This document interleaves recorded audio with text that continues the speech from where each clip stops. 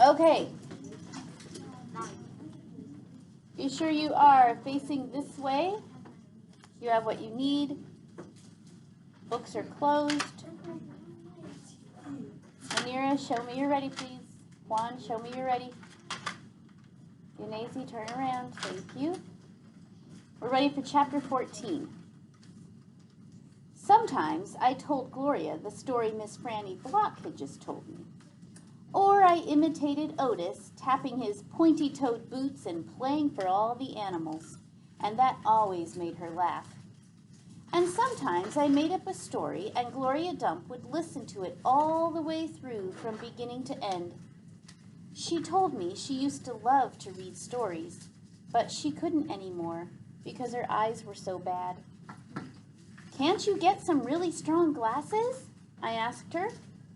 "Child," she said, "they don't make glasses strong enough for these eyes." One day, when the storytelling was done, I decided to tell Gloria that Otis was a criminal. I thought maybe I should tell an adult about it, and Gloria was the best adult I knew. "Gloria," I said. "Mm-hmm," she said back. "Do you know Otis?" "I don't know him, but I know what you tell me about him." "Well, he's a criminal. He's been in jail. Do you think I should be afraid of him?" "What for?" "I don't know. For doing bad things, I guess. For being in jail." "Child," said Gloria, "let me show you something."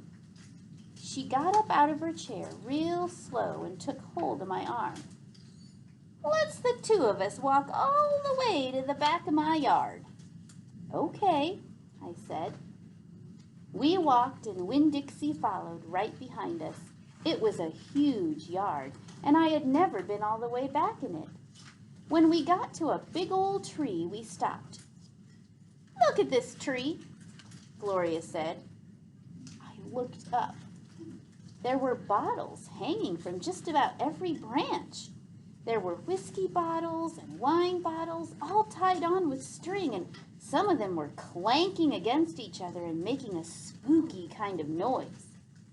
Me and Winn Dixie stood and stared at the tree, and the hair on top of his head rose up a little bit, and he growled deep in his throat. Gloria Dump pointed her cane at the tree. "What do you think about this tree?"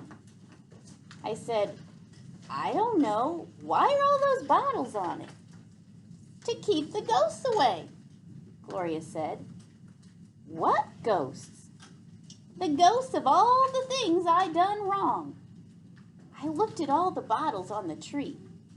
"You did that many things wrong?" I asked her. "Mm-hmm," said Gloria. "More than that." "But you're the nicest person I know," I told her. "Don't mean I haven't done bad things," she said. "But there's beer bottles on there," I told her. "Child," said Gloria Dump, "I know that. I'm the one who put them there. I'm the one who drank what was in them."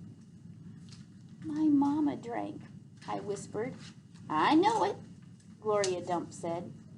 "The preacher says that sometimes she couldn't stop." "Mm-hmm," said Gloria again. "That's the way it is for some folks. We get started and we can't get stopped. Are you one of those people?" "Yes, ma'am, I am. But these days, I don't drink nothing stronger than coffee." Did all of those, did they make you do the bad things that are ghosts now?" "Some of them," said Gloria Dump. "Some of them I would have done anyway, before I learned." "Learned what?" "Learned what is the most important thing." "What's that?" I asked her. "It's different for everyone," she said. "You find out on your own. But in the meantime, you got to remember, you can't always judge people by the things they done. You got to judge them by what they're doing now." You judge Otis by the pretty music he plays and how kind he is to them animals, because that's all you know about him right now. All right?" "Yes, ma'am," I'd said. "And them Dewberry boys, you try not to judge them too harsh either. All right?" "All right," I said. "All right then," said Gloria Dump, and she turned and started walking away. When Dixie nudged me with his wet nose and wagged his tail. When he saw I wasn't going, he trotted after Gloria. I stayed where I was and studied that tree.